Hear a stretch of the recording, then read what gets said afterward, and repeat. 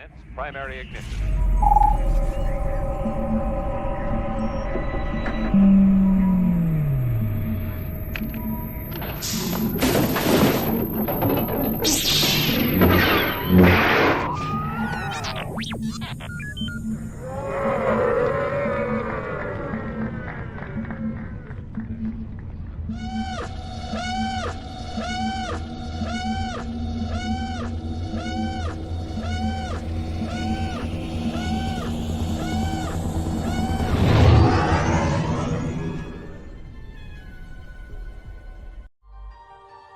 Hello, this is Nelson Lee. I play Senator Hamato Ziono on Ahsoka, and you are watching the Virtual Cantina Network.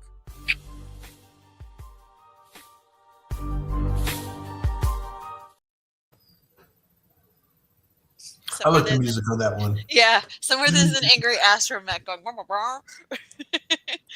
Love it. So, welcome once again to another episode of Clone Wars Revisited, brought to you by the Virtual Cantina Network.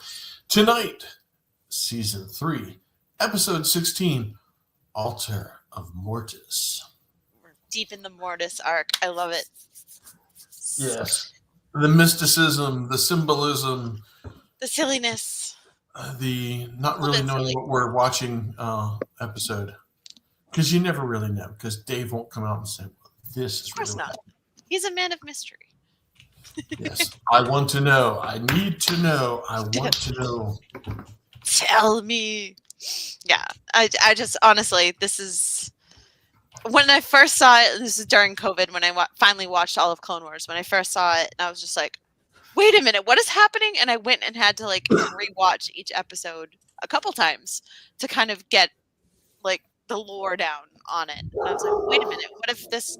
Yeah, so, you know. You guys know. You must know.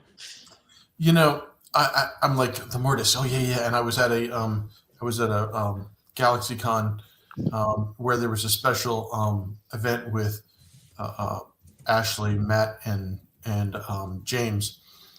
And they're talking about how they are like, oh, yeah, our favorite episode. Our favorite episode is the Mortis arc, you know, that we love that. And I'm like, okay, I hear it. And I heard about what it was. And I finally, like, okay, I finally got to the Mortis arc.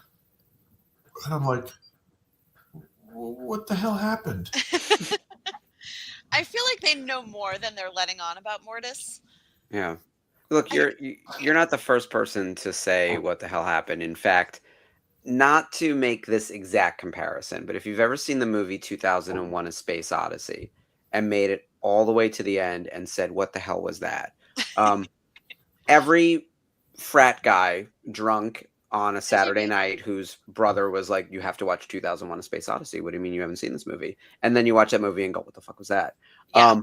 I think that's like almost a rite of passage in Star Wars now, where it's like, have you seen the Mortis arc? Especially if you're not deep in Clone Wars, and people watch it and go, what the hell was that? Yeah. Like it's kind of our 2001, and that you watch it and you don't understand it. Even when like the action is I think pretty clear as to what happens. It's the implications and the consequences, and did it even happen or not? Like was it a dream kind of idea is what's left. Well, that's when you send it back going, of course, you just watch it again. You'll get it the next time. Get more. And the next time, and then 3 or 4 times later, they still haven't got it because there's nothing to get because it's not gettable. Yeah. But I feel like there's more that's purposely left out for future purposes. Obviously, we've seen it at the end of season 1 of Ahsoka. So Dave's doing Rebels, and he gets bored and says, let's screw with Mortis again and see how much we can really mess with these folks. I'm excited. We're going there in Ahsoka season 2 for sure. Yeah. Before we get there, though, we have to say hi to everyone in the chat. Hi, JB. Good to see you. Spencer, it is time to get really, really weird. So I'm always weird, but let's get extra Star Warsy weird. That's extra weird for sure. Weird. Yeah. I feel like it's romper room. And I just love that Skip just can't update his username over here. Where Skip Ruppel 8880. I guess that's my my YouTube. I have no idea. It's got to be right. Yeah. Yeah. Mine it's is what like comes up. Mine has a bunch of numbers after it too, and I'm just like, okay. I didn't ask for numbers, but it's fine. Yeah. I saw a meme recently, and it was some girl being like, "Oh my God, how did you get your actual full name on Gmail?" And the lady was like, "I was there when it was created." It's like Same. I'm 40, yeah, and it's like Yeah. that's how. Like if you're a person with a 4 and that starts your age, yeah, you might have your actual Gmail address without it having a number or something, which I do. have I a mean, not 5 that in many front people of have my my name anyway. name, but yes, I have skipped. And it was funny because I get my service through Spectrum, and I used that email for the longest time, and then at some point I was like, I went ahead and got a Gmail because somebody told me I should. I got one, and then never used it. But then when I went to use it and started using that as my main email, it's like, yes, Skip Runkle at Gmail. Like, how did you get that? And it's because I've been around a long time. Yeah, exactly. Does yours have like a period in it, or like? I think mine has the dot. Yeah, to Yeah, mine separate does the first too. and last name. Yeah. Yeah. Hi, Oh, Liberty. Hi, Sarah. hey, ladies. It's gonna be a fun show tonight. We may have a special guest joining in a little bit. I know we said that last week, but it's more likely this week.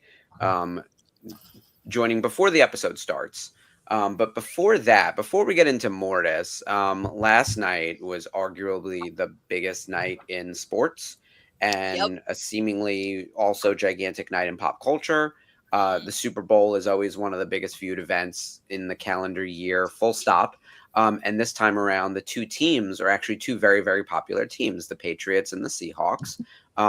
The game was something, I'll tell you that. It was a game. It was a game that happened. I thought the pop culture associated with the game wasn't particularly strong on the commercial front.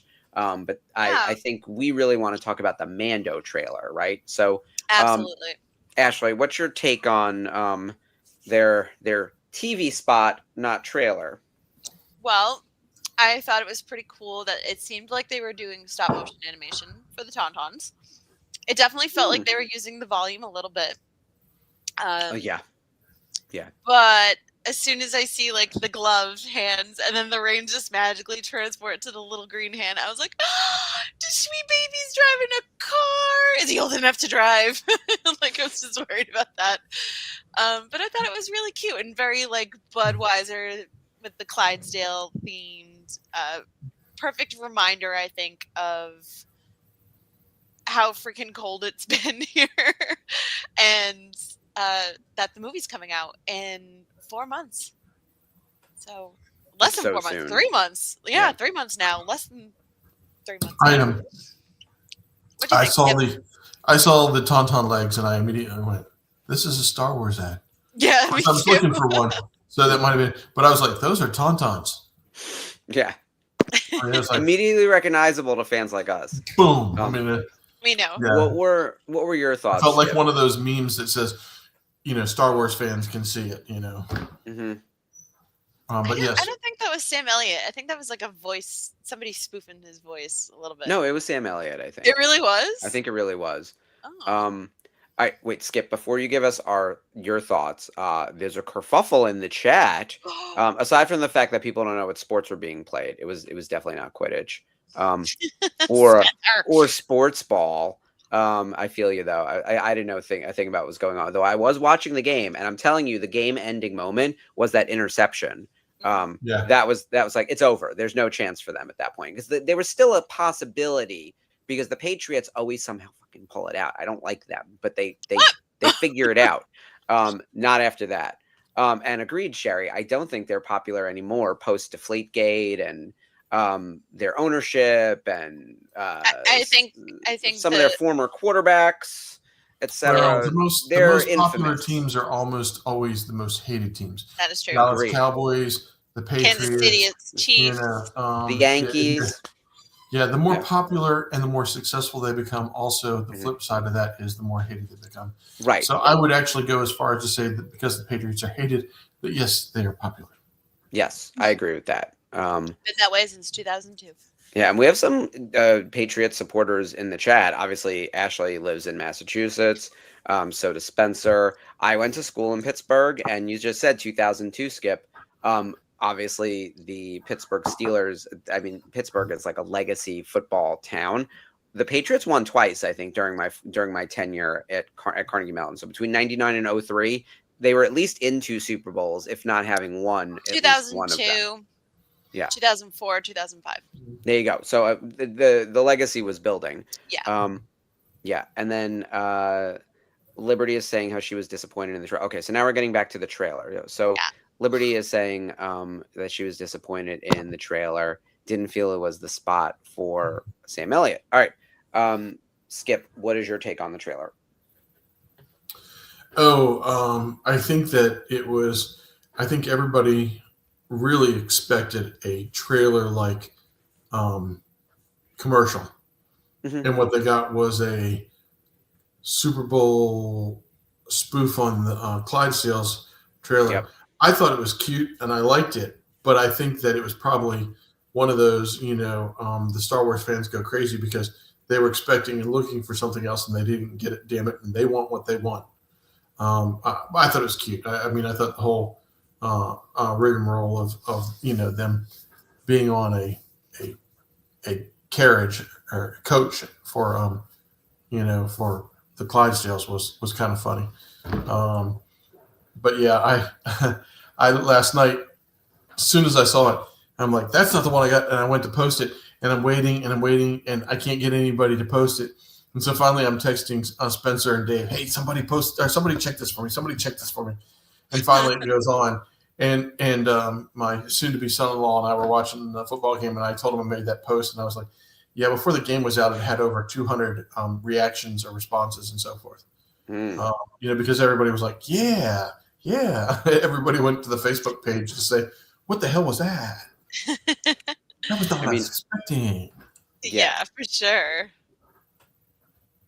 I agree that I did not expect this.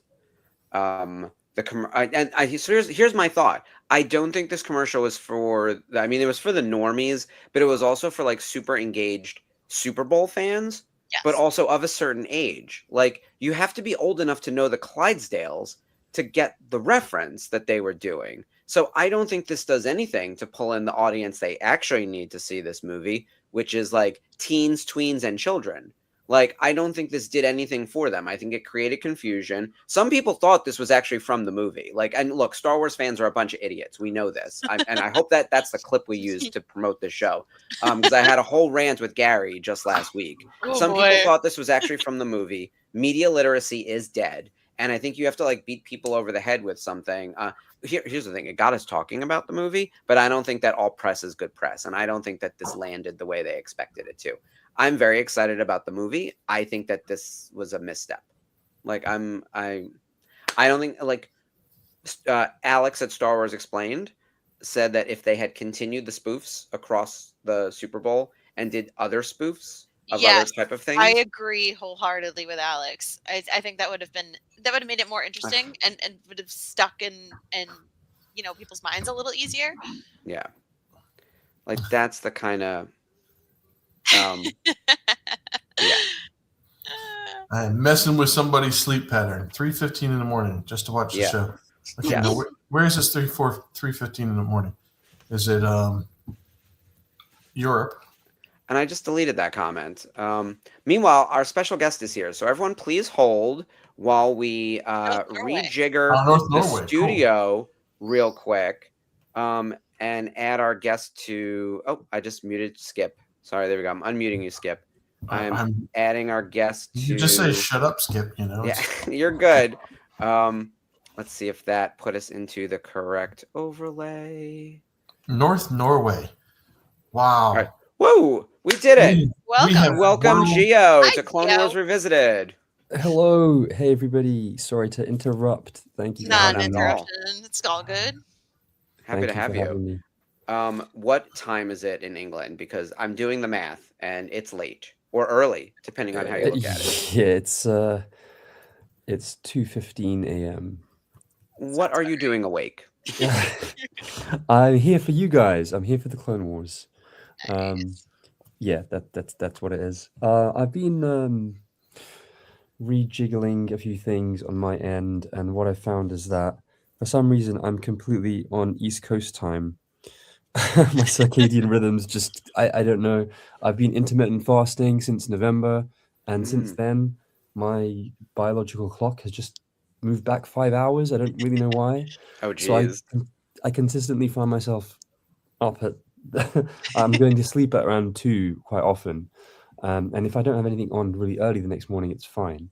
But Right. when I do, then a bit of sleep debt accumulates, a bit of compromise happens, and then I await the weekend with huge relief. Yeah, catch back up. I I feel know when that. I travel for work, which I've done quite a bit of already this year, even the Mm. 3 hour time difference going to like the West Coast creates a lingering effect. And it takes weeks now to get Yeah. resituated. Like it's crazy. I don't Mm. know. That's Welcome frustrating. to daylight savings time for me. Yeah. Yeah. Yeah. Why is it still so dark out so early? Like this is killing me. It's Yeah. also freezing where we are. Gio, are you having like a brutal winter the way that our East Coast is? Because it is sub-zero temperatures over here.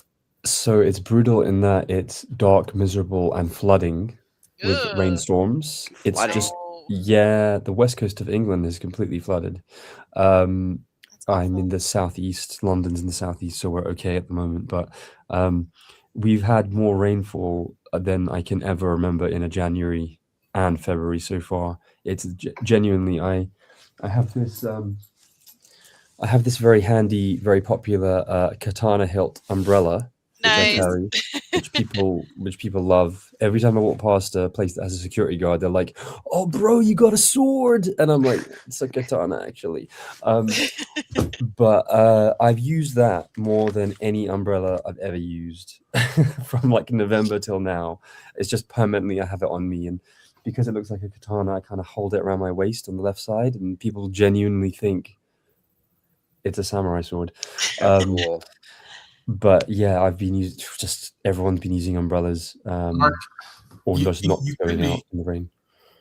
you could be like Polar Nights guy who's from Norway and he's getting I, an s- hour I of saw sunlight. that. I An want to put hour that of up on the sunlight. screen. 3:14. Yeah, this is incredible. 3:14 in the morning. An hour ahead of Geo. I thought Yeah, he would buy. I mean, you picked the one night to be on where someone is awake later than you. This yes, has I like don't feel so physically bad. never happened before, as far as I can tell, based on the comments. Mm. And a whole bunch of people said hi. Hello, hello, So hi, welcome Sherry, to the hi, show. Sarah, And hi, Liberty. Liberty Thank is yeah. saying that Geo is a trooper. Yes, thank you for joining us. Yeah, Polar we Nights are is going to a get trooper. into all of the Mortis of it all, but right now we're talking about the Super Bowl. Were you able to watch it all? I know at one point there was going to be a few people watching on the Zoom. I don't know if that actually took place yesterday. I was very busy trying to do some work stuff, getting ready for my upcoming trade show this week. So it's like the Super Bowl was kind of on in the background while I was doing other things. Well, I mean, the Super Bowl started at 11 p.m. our time. Yeah, because it was 3. Yeah, it was like Was it 3 6:30. Eastern? Yeah. Yeah, it was 3 Pacific Coast time.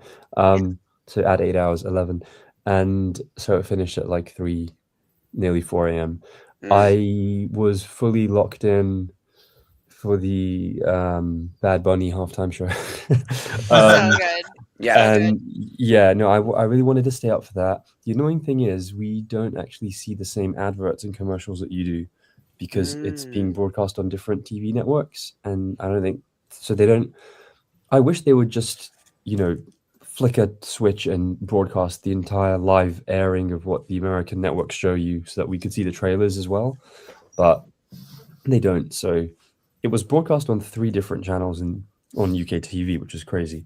Wow. I'm That's awesome. sure it's going to go onto YouTube soon, just like the Oscars will. It'll just be I a know they've YouTube live already stream. uploaded his performance onto Apple Music. So if you Ah. have that, that's already up. Awesome. It's like, yeah. I mean, yeah, but the thing is, if it's on Apple Music just as audio, I'd want to see the video. Yeah, I'd want to the see him visuals again, are right? so awesome. Yeah.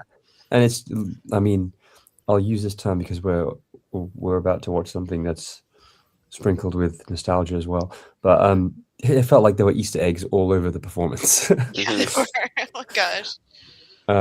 And so every shot, every time there was group of people dancing, and then before the camera moved, I was like, "Oh, what that famous person? Oh, wait, that's that famous person." There are full-on YouTube videos breaking down the Bad Bunny performance the way they would like a Marvel trailer, being like, "This is what you missed in Bad Bunny's performance. This is how intricate these are getting now." Like I remember back in the day when, like, look, I love Bruce Springsteen, but he literally came out and played guitar with the rest of his band, and he sang a song. And love Bruce Springsteen; he's one of my all-time favorites. Right? I don't even think he had video projections. Right? It was just him singing the songs. Now it is. Full-on theater, right? The Broadway level set pieces. Those were people dressed as those bushes or the sugar cane or whatever. It was easier for them to be costumes than to try and move all those trees. Yeah. Oh, of course. Yeah, I yeah, didn't think about it until, again, I saw the behind the scenes and I was like, how the hell did they get all that stuff out there? Oh my God, people are walking in them. The telephone poles, like the amount of stunt work in this show was unreal. And at one point he's just climbing without a harness and he's I was probably thinking, like 20 feet up. I was like, who approved this? What I insurance thought that company as well. is allowing this to happen? I was doing the same thing. I was like, where's the hook? Because I knew that. Where's the hook? Exactly. Where's the hook so he can't fall off that thing? And I'm like, son of a bitch, he's standing up there on his own. I have no balance for that. I would have fallen immediately. But yeah, also in the performance, there's a bunch of Easter eggs in terms of people. Pedro Pascal was in there. Yes.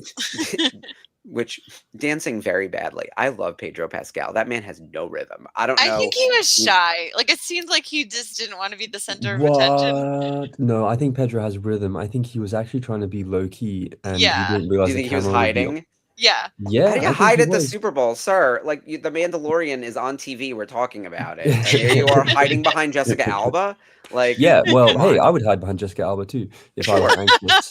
If I was I didn't have any anxious. problem with Jessica Alba. Yeah. Yeah. But there was someone else Jessica there. Who am Alba. I forgetting? But There was Jessica Alba, Pedro that's Pascal, great. Jessica Alba, Carol G.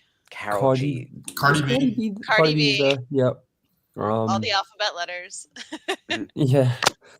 Who else was This there? is funny. Yeah, it's never a dull moment over here. For sure. Yeah. Sherry, that would be funny if we did a costume of just the sugar cane for you to dress up as. Yeah, it's just the seagrass. Or the telephone pole. Yeah. Yeah, you know me, I'm a huge Lady Gaga fan, and I remember seeing the Vegas odds that she was like in line with a few other people as the surprise guest, and it's like, well, that doesn't really make any sense. And then I forgot, like, he is legitimately a little monster. Like, he loves Lady Gaga, and Chromatica is his favorite album, and he's been photographed in her merch numerous times. Like, it's not like he went to her concert once or they know each other because they're both like musicians, right? Like, he's legitimately a big fan, which is why he invited her. Yeah. And then she wore a dress that was made by a very specific Latin designer. So like they put together like a whole thing that I thought was like really cool. That was really cool. That dress was gorgeous. Mm-hmm. Yeah, no, she looked awesome. You know, don't forget the kiss that she gave him at the the Grammys when she scared the fuck out of him. That was so funny. He's So here's the thing. The reason he was sitting, and this is actually really sad, the reason he was sitting by himself is that he's gotten a lot of death threats, which a lot of people who are going to do the Super Bowl do get death threats, but apparently his have been like off the charts. So he was wearing a Kevlar vest under his tuxedo at the Grammys, and he sat by himself because he didn't want to endanger anyone else. So it was just him and I guess one security dude at the table, or whoever. And that's why when she was able to come up from behind, like, everyone knows that it's Lady Gaga. Like, she's not going to attack him, but he was legitimately scared that someone like touched his shoulder. He was startled. Do you remember seeing that? Yeah, like, that was scary. And she's like, "Oh, I'm so sorry." And she just said, "Oh, I love you." That was it. That was the entire. Something just dripped. Did something drip? No. Oh my God, if there's a fucking leak in here, I will scream. Oh, if it's dripping from the ceiling in an apartment building, it is not good. No, I know. That's I don't know. I could have imagined it. Everyone is telling me about some type of water-related issue at the moment, and given the cold and everything, is real. Yeah, exactly. You could just hallucinate this stuff into existence. Yeah. Gio, we were just getting started on the Mandalorian trailer. What was your take on? And we couldn't even call it a trailer. What's your take on that TV spot? Sorry, I actually haven't seen it because it didn't air here, and then people dropped it in a few of the messenger chats, and the conversation moved so fast that I didn't even click it and like open it in a Safari tab or anything. So I haven't seen it. Shall I just quickly take a quick look? It's like 30 seconds. It's up on It's up Let on me- YouTube. Let me find Oh. it for you. It's Yeah, I'm gonna address some in the comments. So, Liberty, yeah, this was definitely an interesting moment. He won Album of the Year at the Grammys, Bad Bunny. And so he was actually seated like pretty close to the front, and it was weird. He was sitting at a table by himself. Trevor Noah went up to him a couple different times to interact with him, but per his contract, because he was performing at the Super Bowl, he actually couldn't sing at the Grammys, like by Yeah. contract, of course. But then at one point they had like a pass the mic kind of thing. He like sang into the mic, and everyone was like, they're going to sue him for tens of millions of dollars. It's like, don't worry, it's going to be fine. It was a pass the mic kind of moment. yeah. But he looked very stressed at the Grammys. Like I remember seeing him on the red carpet, looking really stiff, looking Like, really going like like Didn't he this a wear, serious. lot. didn't he wear a Yeah. vest last night too? Hmm. He probably did. I mean, Sometimes he we seemed choose much more relaxed yesterday, but at the Grammys, he looked really tense. And I knew it wasn't that he was concerned about winning the awards. That's not how he rolls. Yeah. So once we Well, got the considering he's story, won 6, right? he got 3 last night alone. So I don't know how many he has in total at this point. But Album of the Year is a big deal, especially for a non-English album. Like that never happens. It might be the first actually. But like that think whole it album's is. in Spanish. I don't understand a word of it. Like, but it's been it's gigantic and it's so like joyful. Like I don't need to understand. I don't know what he's saying, but I like feel it. Right? I feel it with my Mhm. bad dancing. My dancing's on par with Pedro. Like I'm just kind of there, sort of vibing. Kind of like John Hamm. Did you guys see John Hamm rocking out? Oh, yes. I didn't know this. John Hamm is a giant Bad Bunny Bad fan. Bunny fan. Yeah. Yeah, huge. He was on like he was doing some talk show circuit, and he was talking about how much he loves Bad Bunny from last year when he went to Puerto Rico to watch the show multiple times. So like he's like traveled to go see Bad Bunny. Like he's like the equivalent of a Swiftie for Bad Bunny. John Hamm, which is why he got the nickname John Hamon, which is so stupid. Juan Hamon. Juan Hamon. One, Yeah, one Hamon, that's awesome. one hermano. Okay, I've got the spot, the big game spot. That's a weird title for it. The Yeah. big game spot. He's at the can't- Super Bowl. Yeah, Well, it's It is the copyright. big game. It is the big game, and it is a spot, not a trailer, I guess. The new journey begins in theaters May 22nd. Okay. My big concern is like sometimes the I path don't chooses think it us. works. Like Through it all, we keep pushing forward This feels like a by a deeper purpose, Nike advert. guided by an unseen force. Oh, I see. It's a parody The advert journey type never thing. gets any With easier. torn. Oh, okay. The bond just gets harder to break. Grogu looks better than ever. This is the way. Yeah, Grogu's behaving like a non what would you call it? A non-animated creature. Okay. Yeah. Yeah. No, that was fun. I mean, production value looked amazing, but it's the Super Bowl, and I hope the film has at least that production value. Otherwise, what's going on? I can't yeah, believe and like it's coming Sarah out, said, it's though. not a trailer; it's a commercial. Yeah, Sarah's right. It's just I couldn't hear it too well when I was watching it live. I Coming was to like, you soon in a galaxy far, far away. The Yeah, it was, 1977 ads. I remember those. And look, I know that all movie ads that are theatrical say only in theaters. They're going to need to hammer that home. Like Sure. no other, like I was talking to Gary about this when I did Blob of the Hut last week. I forgot to mention that. And We so figured. the podcast went live on Saturday. And so my conversation with him was about The Mandalorian and Grogu. And I have money on this. People are going to wake up on May 22nd or 23rd and turn on the Disney Plus and go, where's this movie? Like people are going to expect that this thing is on streaming. And so I'd like getting them say to go to people the aren't that theaters. stupid, but I think you're absolutely right. Yeah. Because I think well, it's keep gonna in be a mind, every bit of Mandalorian's been on Disney Plus up until this point. Mm-hmm. And do you remember when season 3 came out? Do you remember how long ago it was? No. It's been 3 that's- years. 2023. Oh, It was really? 2023. It's been It was 3 March years. 2023. Yeah. That's It right. debuted in 2019. We're talking about 6 years later. This thing is getting a movie in theaters. like this is a long run to get from there to here. And I think if you had put this in theaters right after season 2, after the finale blockbuster of like Luke Skywalker reappearing, Grogu getting taken away, that big like battle at the end where Luke shows up and saves the day, like you could have put that in theaters the following year and it would have made $1 bazillion. I don't think that's the case today. I think season 3 stalled the momentum more than it helped. And now we have too long of a time frame from when that even ended to now, where I think it's trailed off. I love season 3. I'm the odd man out. That's all right. I didn't like it hate too. it. Yeah, I didn't hate I like it. it was a Mandalorian season for me. Yeah. I loved having all the Mandalorians. Exactly. Oh yeah.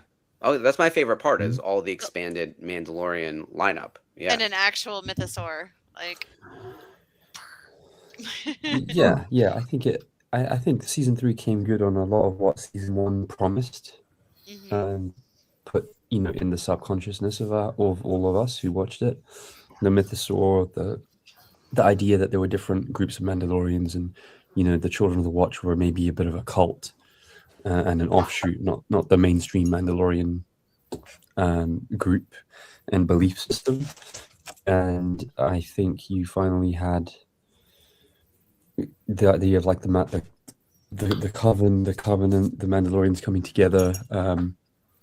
Because the first 3 episodes, am I right in thinking, did Mandalorian season 1 begin with a 3-episode drop? Or is that just how I consumed it when I watched it? No, it was 1 episode because It was Thanksgiving. Yeah, you get the Grogu reveal or the Baby Yoda reveal, and it was Yeah. like, what? Oh, that you do, and then you wait. Yeah, okay. Yeah. It might have been different in Britain though, because you didn't get it when it first came out in November Right. 2019. It No, came we to you, didn't. I think, in early 2020, right? Yeah, Disney Plus launched in the UK and Europe. I'm still going to say we're European. We are European. UK Europe region. We got it in February. You had to sign up to Disney Plus in February, and then it launched in March 2020. And 3 weeks later, the world locked down. So everybody's watching The Mandalorian. So we had to, improvise in late 2019 to be able to watch The Mandalorian the way Americans could watch The Mandalorian. Good old VPN to the rescue. Yeah. a little bit of One Piece, the anime, sailing the high seas, a little bit of Jack Sparrowing going on. Yeah. Just a little bit. I will say no more. But I like that One Piece thing. Yeah, One Piecing. Exploring Davy Jones's locker. Flying on the Flying Dutchman for a little bit. This is a major topic of discussion on all television now. I'm looking at the time because we're going to have to jump in a minute. If TV shows are going to continue to air on non-synced up release dates, like right now, Doctor Who, the latest season already ended, but there was a spin-off series called The Battle Between the Land and the Sea. And it already aired in England, or it is airing in England. Yeah. It's not in America yet. That's a Doctor Who spin-off. Yeah, that's why Russell Tovey's in the lead, along with Jenna Redgrave. On the program guide, and I saw that on the program guide, and the synopsis was so intriguing, and I was thinking, what is this? Is this a whole independent? I was thinking, good on you, BBC. You're doing a new independent sci-fi thing. It's like, no, they are not. No, it's a cash in. It's a cash grab. It's the unit crew. Jenna Redgrave's in the lead spot playing Kate. So she's back, but like that's done. Didn't it finish already? I think the finale might have happened. It hasn't aired yet in America. All the episodes are available to view. I don't know if they aired them, but so we've got what's called BBC iPlayer, which was actually the first streaming service in the UK, and the BBC did it. Basically, it was an on-demand service where you'd access by pressing a red button on your remote, and you had like an interactive element of TV, and you could choose what programming to watch. And I saw it on there, actually, on the iPlayer streaming service. And all the episodes were available. And this was about 2 weeks ago. So everybody it's gonna mess up. People in America have watched it, right? We've Davy Jones'd it. And so when it comes to Disney Plus in America, it's a problem. So unless things are globally aligned, we're going to, especially with VPNs and everything, this is going to be a major issue for media that cuts across markets, which is also going to make it harder to sell to new markets. So if you've already launched somewhere and then you want to continue to launch in other geographies, if it's not already part of the initial launch, it's going to be harder to push because of piracy. It's going to be a whole thing. That's a whole separate discussion. It's maybe a unifying force episode. Yeah. All right, let's jump into our episode because we are already past the 9:30 mark. And we know we have at least 25 minutes of this to watch. So I'm going to pull up the description for Skip to read. Ahsoka is infected with the dark side, and while Anakin faces his Padawan, a secret is revealed to Obi-Wan.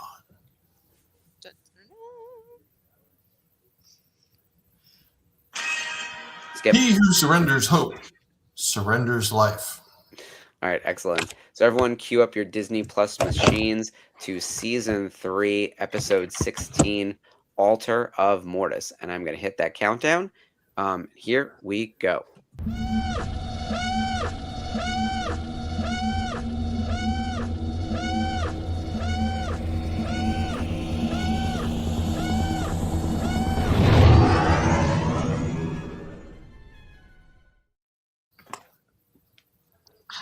And just make sure you guys, Gio, make sure you mute your volume. Otherwise, we'll get potentially demonetized. I just put on my captions. Oh. So yeah, we are in the second episode, which is very exciting. Yeah. Mystery on Mortis. On Mortis. Mystery on Mortis. These three. The lighting looks a little safe there. You can tell it's like early.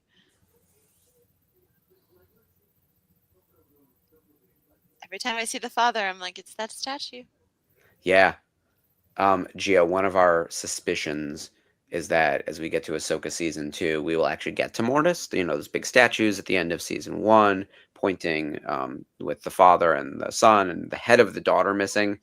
It obviously means we're headed toward Mortis. I think we're actually going to get there, and I think we're going to spend time in Mortis, possibly with Baylan Skoll, probably with Ahsoka, because I think she has unfinished business with the daughter. Maybe she is the daughter. It's all very theological. Like, is she connected to? Is she the daughter? Like there's a lot to unpack there. Yeah. Well, shit.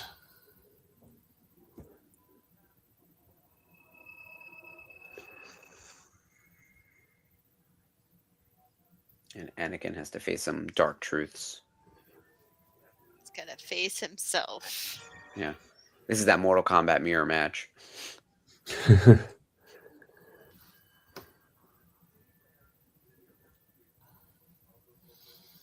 I'm all screwed up.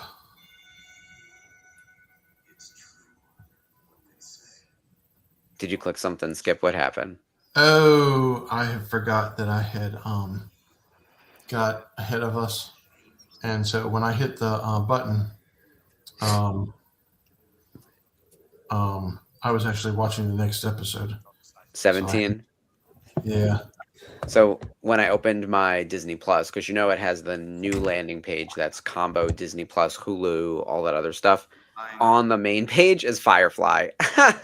And it made me think of Spencer that night. Gio, I don't know if you saw this. We did on Movies We're Thankful For Firefly. We did Serenity, which is the movie continuation of the TV show Firefly. Spencer, when watching along from where he was, played the pilot episode of the TV show Firefly, which is called Serenity. And so we're watching along, and there were a couple times when it's like, wait, what did he say? That didn't quite make sense, but it's still the same, like 7 characters. We got 45 minutes into the watch along when he finally realized what he had done. I was like, well, the movie's halfway over, so there's no catching up at this point. Nope. But that happens. We've got, I mean, even this 3-part arc, like you could be watching the next episode, and it's like it's still the same main players. What's going on in the show? Where are we right now? We are at 3:15, 3:20. The sun's taken Ahsoka. How many minutes are in the episode? 26 minutes, 17 seconds. We're now at, the countdown is 22:50-ish. Yeah, the Mortis sun is a giant bat. he kidnapped Ahsoka. Anakin and Obi-Wan are flying their ship, trying to catch up with them. Okay. I'm close. I'm just not dead Yeah. on. No, you're all good.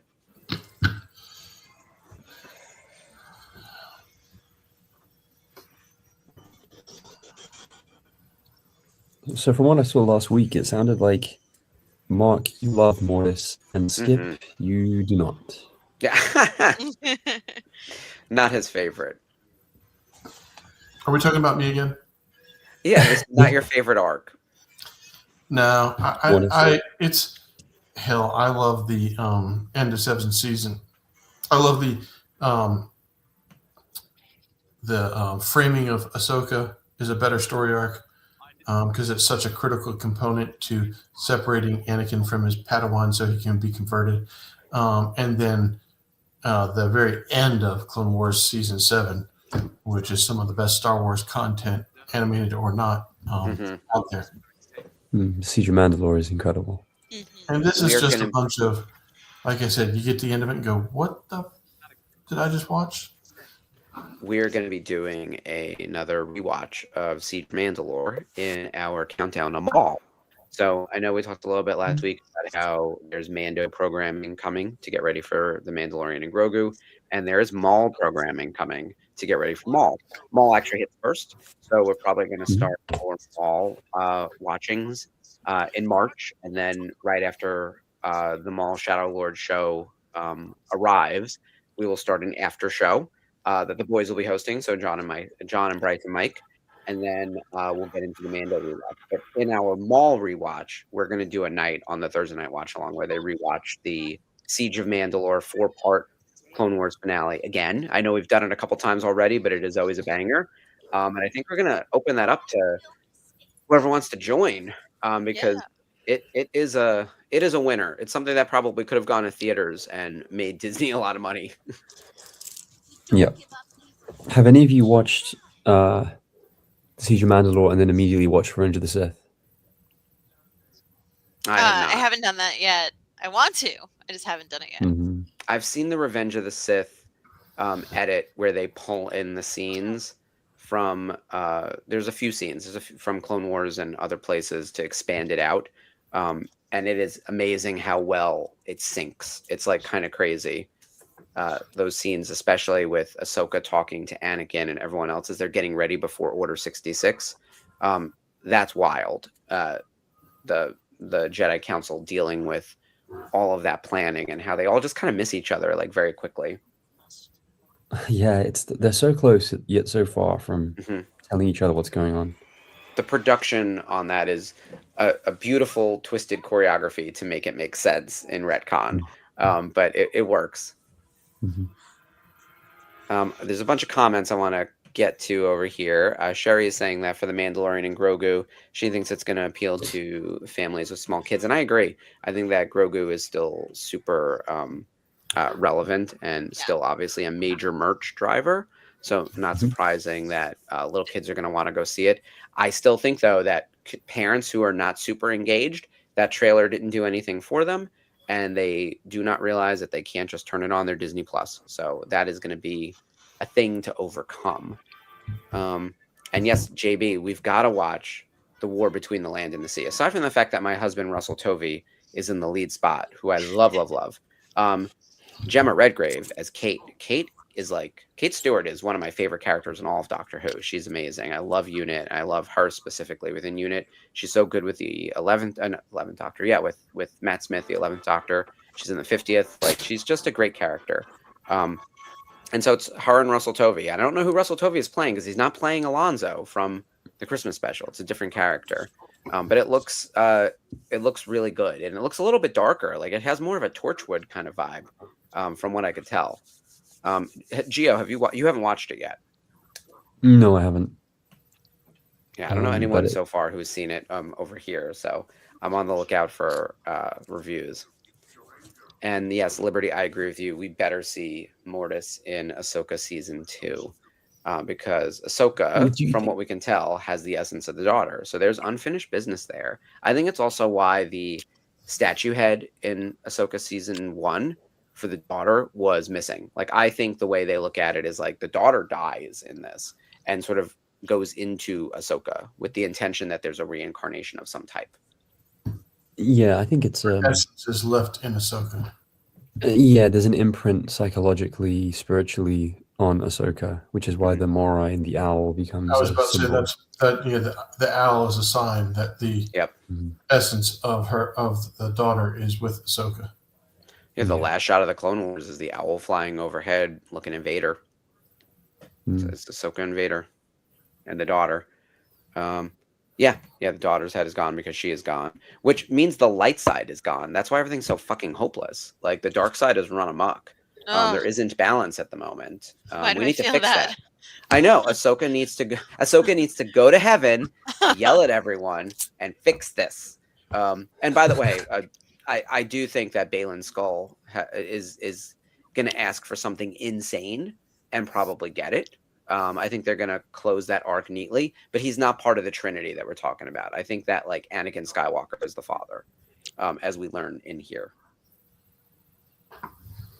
I also love too just how, like, Obi-Wan, Anakin, and Ahsoka, you drop them anywhere and they're like, we'll figure it out. We'll walk around with these people. We'll ask some questions. We'll get to the bottom of this mystery. We'll solve this mission. Like, I feel like that's the same good. cliff face that they're standing on the top of. Yeah. It looks very similar to the one in Ahsoka, except it has statues on it. And once again, for a kids show, a little racy costuming with the daughter. Yeah, there's a few women in this show who are more scantily clad than you might expect. It was the early aughts, which I can't believe is 20 years ago now. Oh my god, they put Ahsoka in a tube top. Yeah, well, and what's funny is they meant for that to look juvenile, not to be sexualized, right? Like, kids wear kind of clothes like that, and instead it came across as looking like a sports bra. Not great. And yes, Sherry, Sam Witwer is incredible voicing the Mortis son. We need him back in live action as the Mortis son or as Darth Maul becoming the son, which I think is one of the reasons we're getting Maul before Ahsoka season 2. There's going to be a runway to that. He's the new embodiment of the dark side, Darth Maul or Maul. Interesting. And all right, Liberty has done Revenge of the Sith with Clone Wars sprinkled in. We should probably do that on the network at some point. I think maybe post Maul, or actually post or before Ahsoka, or post Mandalorian. We have a lot of programming. Oh my god, you guys, we have so much programming coming in March and April. I'm writing out the calendar and I'm like banging my head against the desk because we can't fit it all. Because what happens is it's feast or famine, right? It's like how Obi-Wan overlapped with Bad Batch. Like, there are too many things always happening at once, right? So we're gonna get the Maul stuff and then the Mando stuff, and then it's May the 4th. Like, it's a zillion things. Hey, Jedi Master, if Star Wars is dead, why are you still spamming? Star Wars is for everybody. Don't like it, just keep scrolling. No big deal. Yeah, I think that there's still like a huge fan base for this brand, this franchise, and I mean, I see it every day. The real question is going to become, like, will a general audience go back to theaters for Star Wars, and will Mando be the thing? I'm curious to see what how people feel about the Ryan Gosling movie, right? Like, I think, like, Starfighter is one of those that's really weird, where it's rare that you get an A-level actor who's, like, as famous as the property coming in. You know, sometimes they do it as, like, a little guest spot. Like, you could argue that like, everyone who was cast in Force Awakens was kind of an unknown other than the returning cast. Like, even Oscar Isaac was still a little bit under the radar. You know, even Adam Driver was really only known from Girls, but, like, no one was cast being famous. Like, they didn't bring in A-level, like, you know. They weren't superstars. Yeah. And they can also pay them less, right? Like, it's true. Gwendolyn Christie was already on Game of Thrones. Yeah.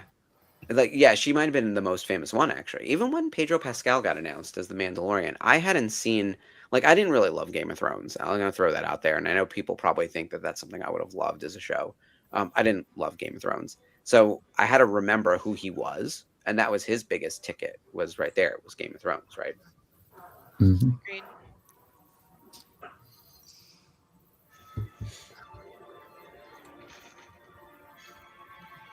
So do you guys think that the planet they're on in Ahsoka, Peridia, is not Mortis itself, but Mortis is a different place? Yeah, I think I think that Peridia is one of the places that you can easily access Mortis. Like I think Mortis is kind of like the world between worlds where you can get to it from places, and Peridia is super old, right? Like one of the probably oldest planets, and that's why the Night Sisters are set up there. And like I think that's what it is. It's a jumping point. It's a jump point. It's a Stargate. Yeah. Well, And it's like Jeddah. Jeddah was a place that they, Mhm. that they communed, but it was not Coruscant or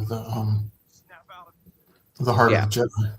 Like you can imagine Ilum. Like if I were gonna start placing bets on like what planets could take you to Mortis, kind of like the warp whistle. Like where could you find the warp whistle in Super Mario to get you where you need to go? Like Ilum feels like one of them. Jeddah's a great example. Skip, I wouldn't have even thought of it until you said it. Like there's all these weird spooky places like Dagobah, even because it's so strong in the Force, you can make a case that like there's a pathway there.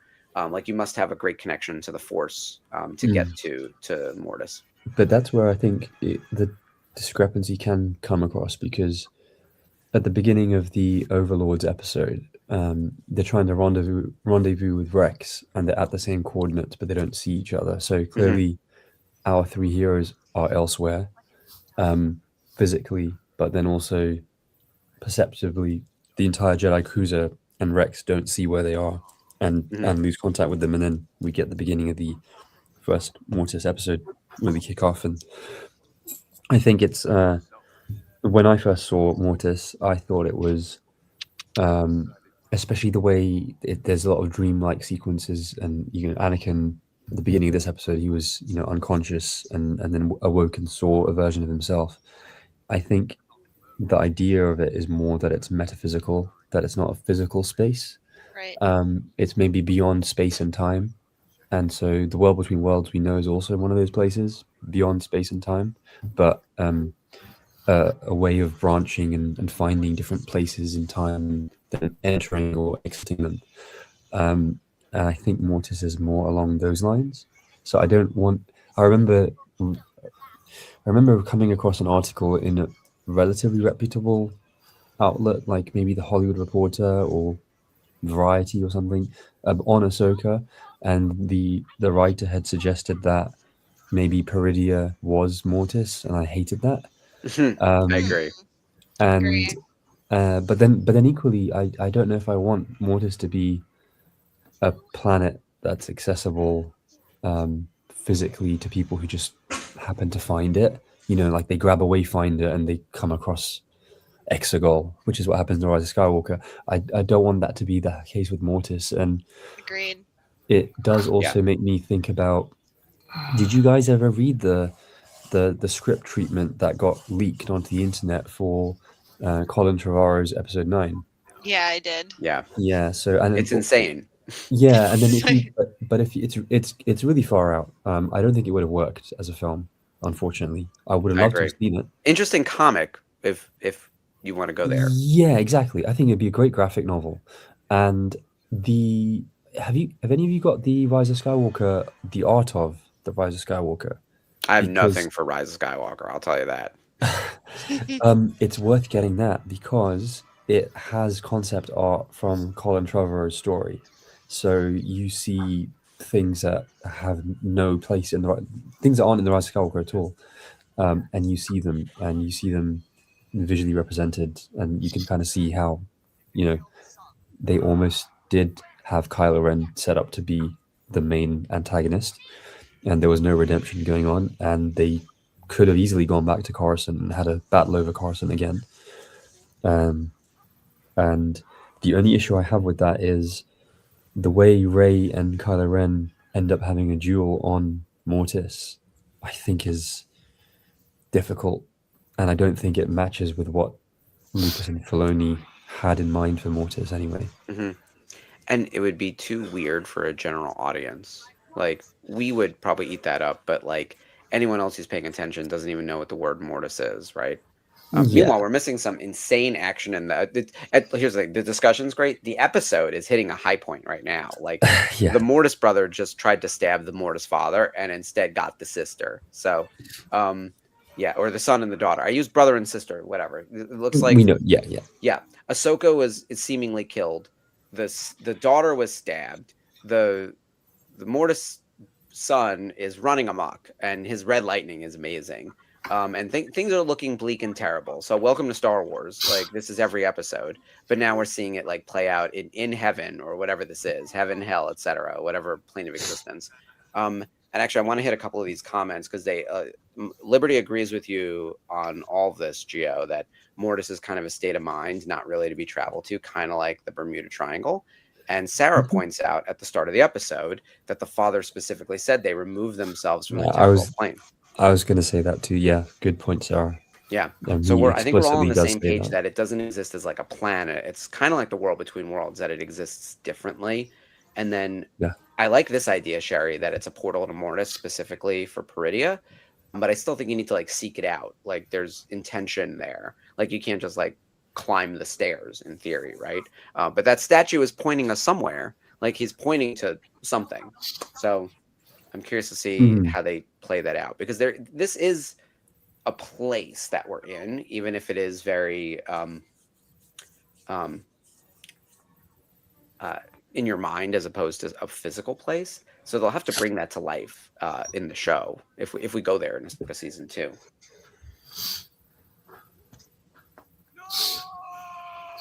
Oof. That's a great photo.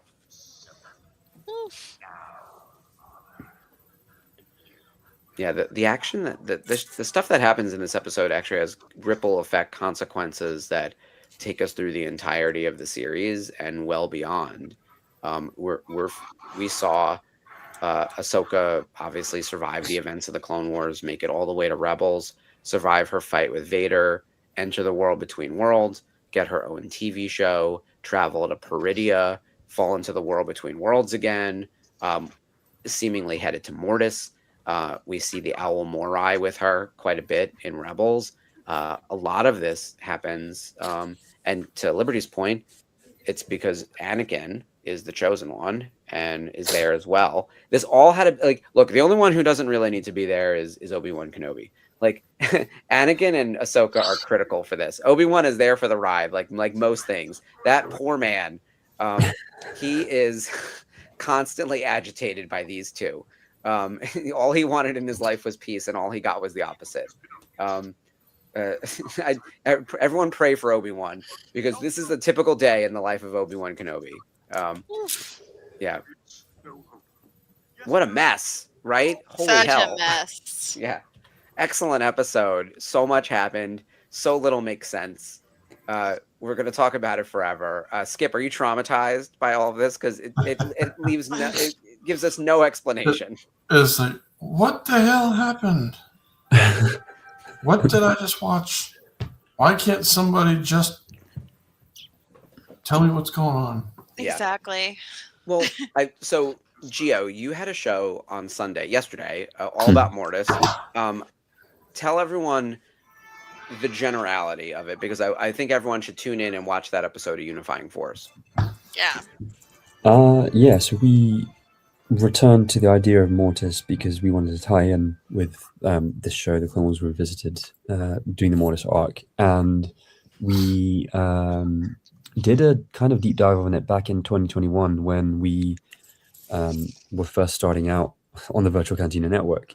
But that was back before we had production value with, tiles and graphics. And it was just on Zoom back then. And our show started on Zoom also. I remember.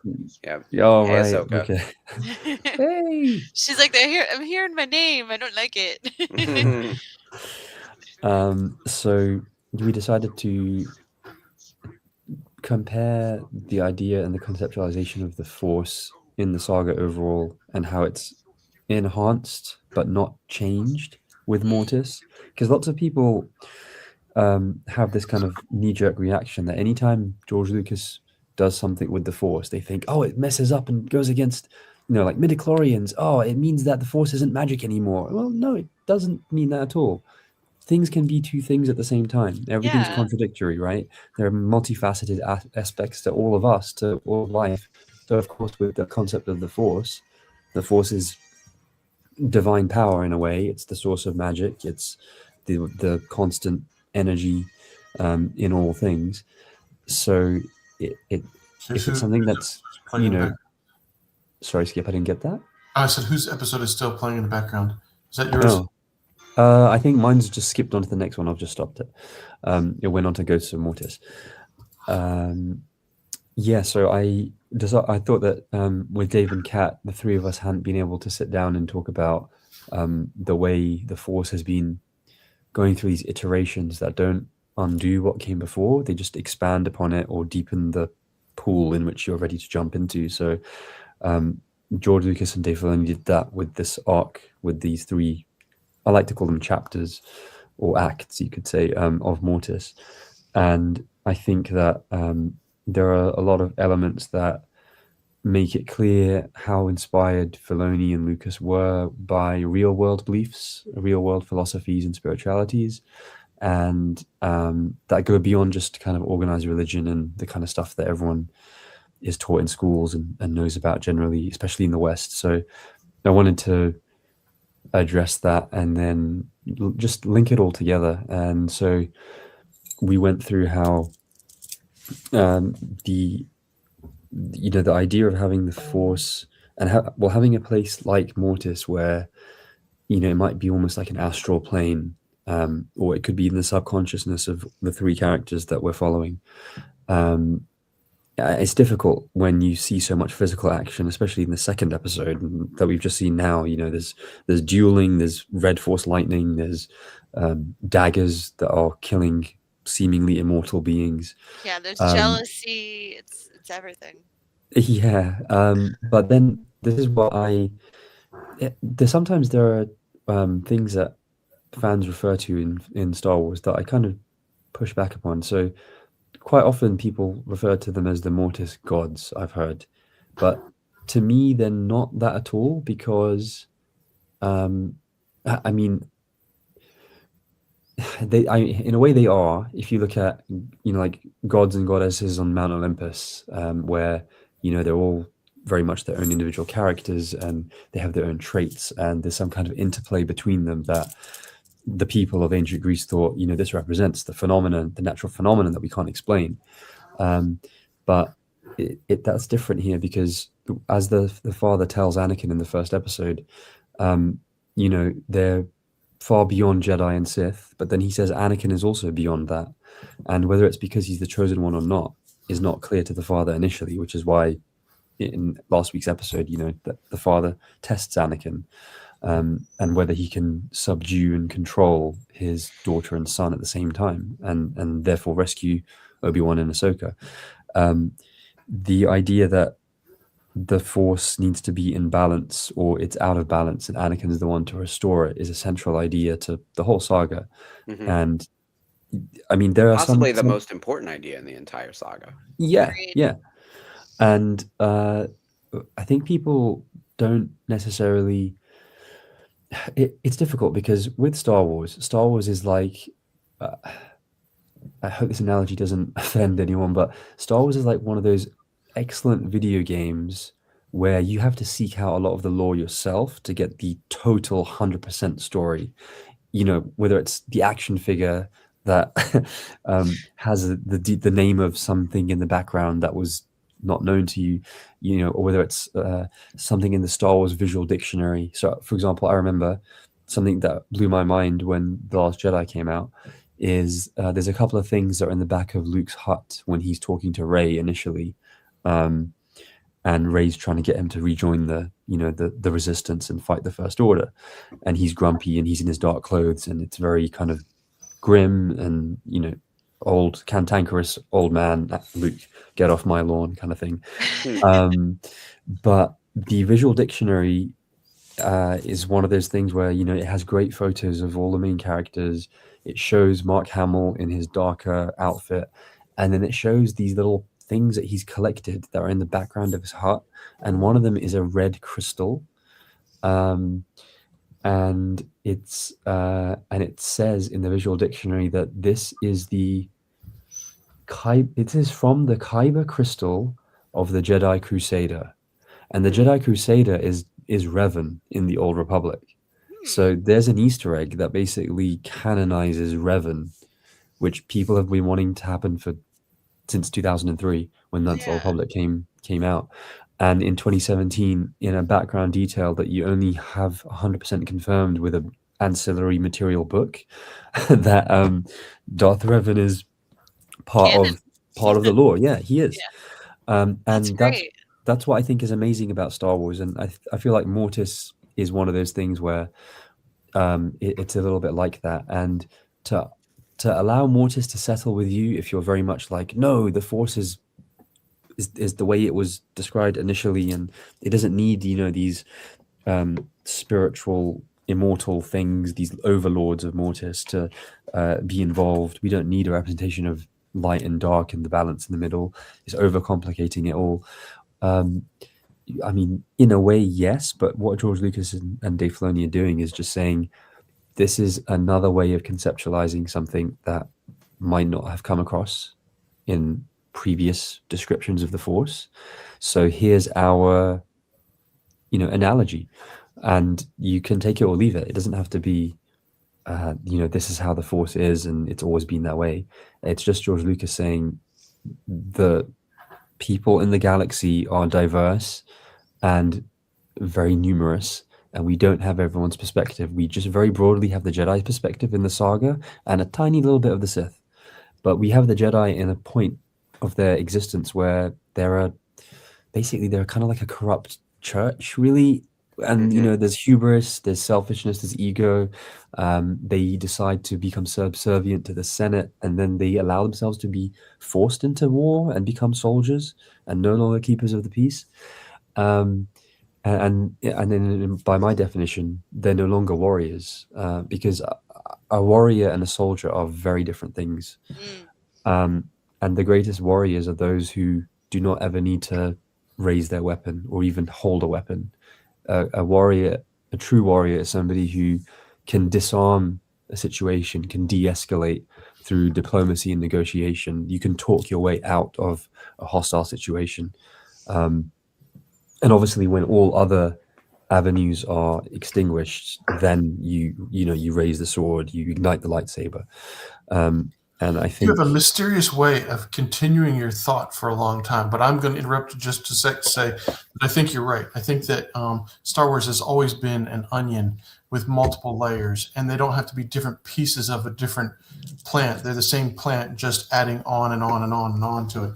And that, you know, because it's such a large universe and such a large environment to play in, that it's easy for you to bring in a different character that lives his life differently than this character, that this Force being lives its life different than that Force being. I do think that that the Mortis gods are godlike in the fact that the power that they possess. But I think they're minor gods as compared to like a major god, because they have a role to follow. They are not in charge. They just have a role to follow, and their purpose in all of this is to follow that role. And then once it kind of gets out of whack, the father's supposed to kind of keep the train on the tracks, and Ahsoka and Anakin's presence gets it off the track and sends it down the road. And this is what happens.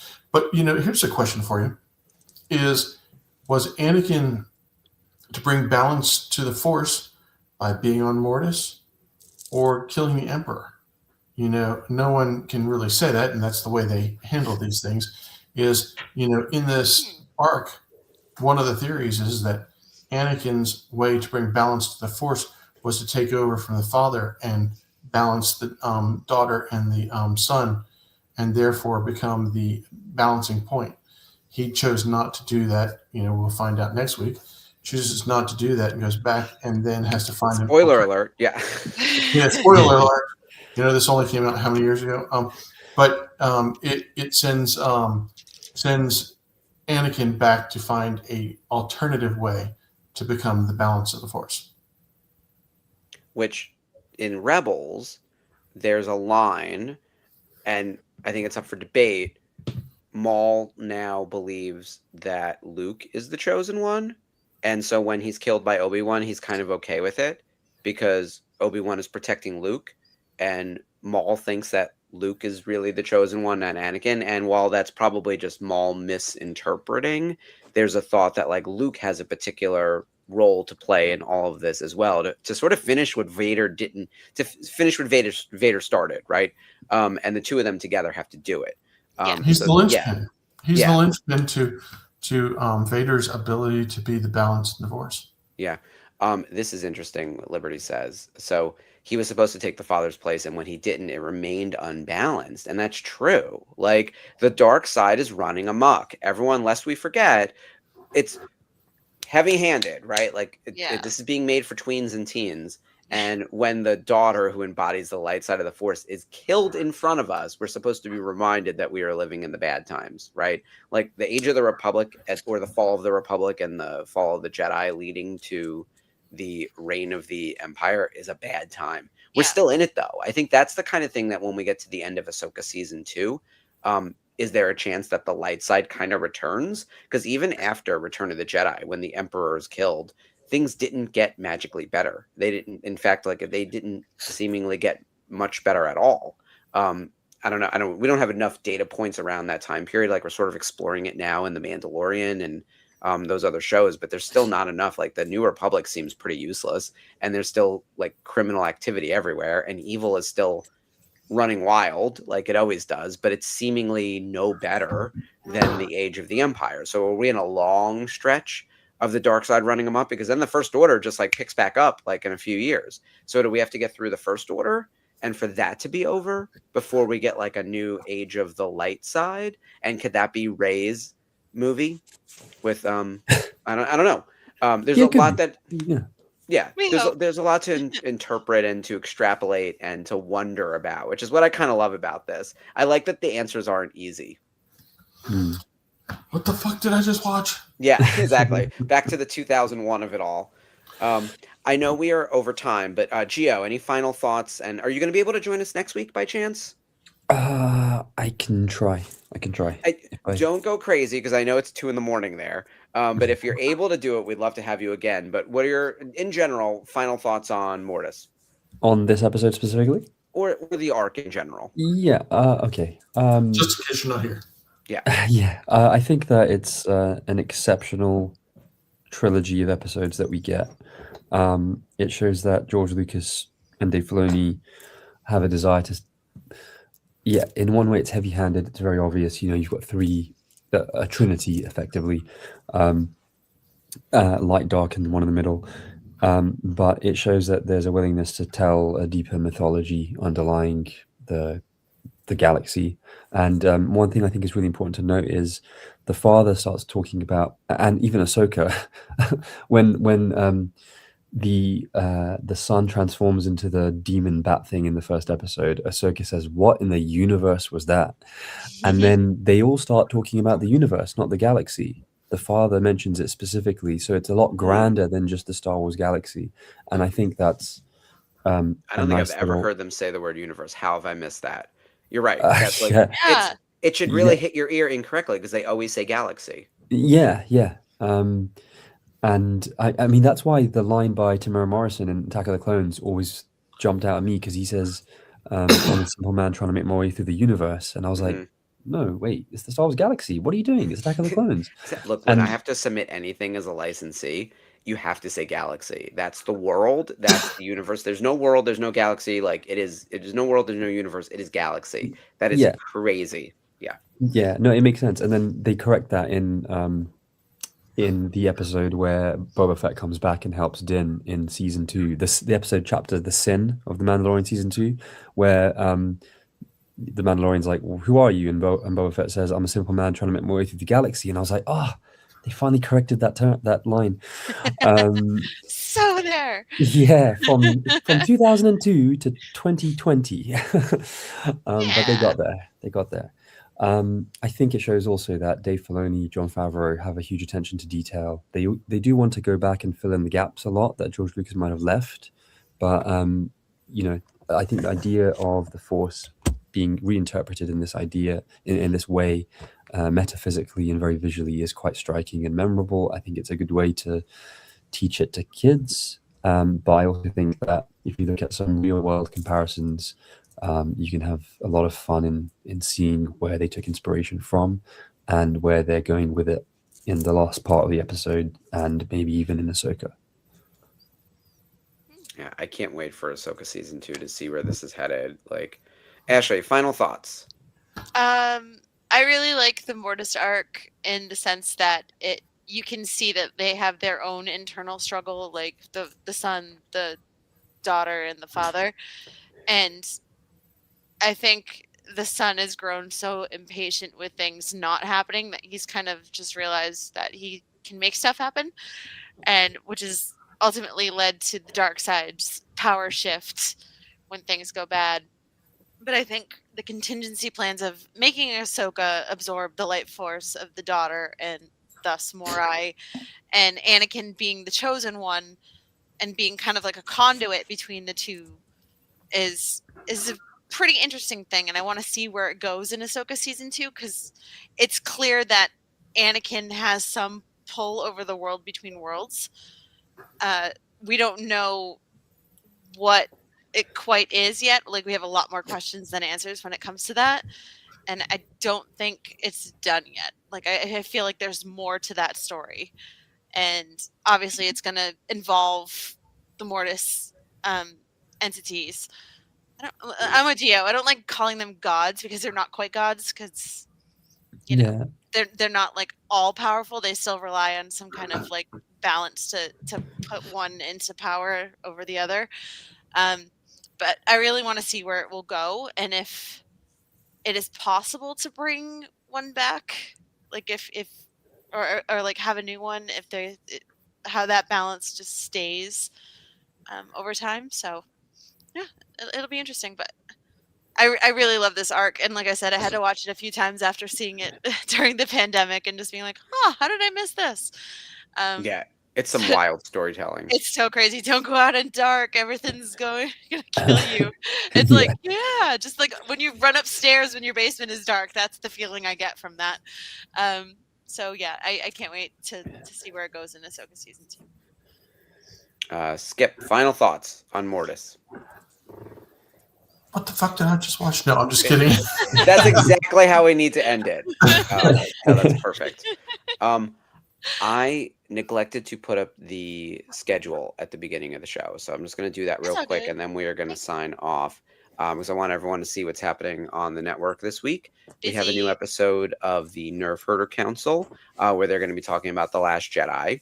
And on Thursday, they are doing the episode of The Toys That Made Us that feature Star Wars, which that episode is fantastic. Such a good episode. Yeah, I love that whole series. Toys That Made Us is incredible. The He-Man and the Masters of the Universe one, that hit me where I live, which I'm, as you know, I'm obsessed with Mo too.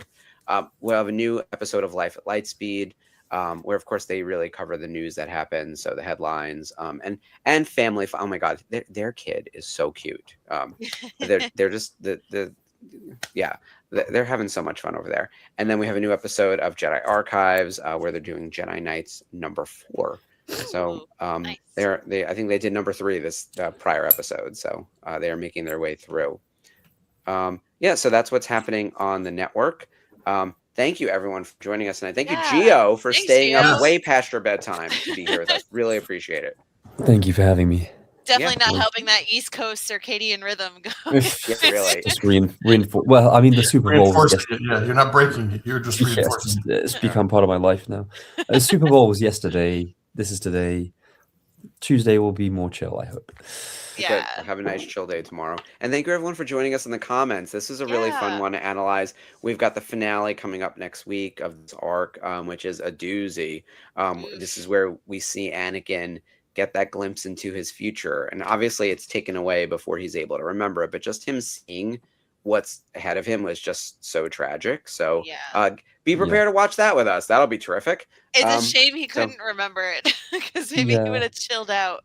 I mean, even in this episode, he says a few times directly, defiantly, "I will never turn to the dark side willingly." He says that while confronted by the son, who says, "Join me and we can destroy the Sith and bring balance to the universe." And he's like, "Well, that's the chosen one prophecy, but I won't turn to the dark side." Yeah, exactly. So well, we all know what happened, and everyone lived happily ever after. Eventually. Right. Thank you, everyone, for joining us. As always, we appreciate you. And may the Force be with you. Bye, guys. Bye.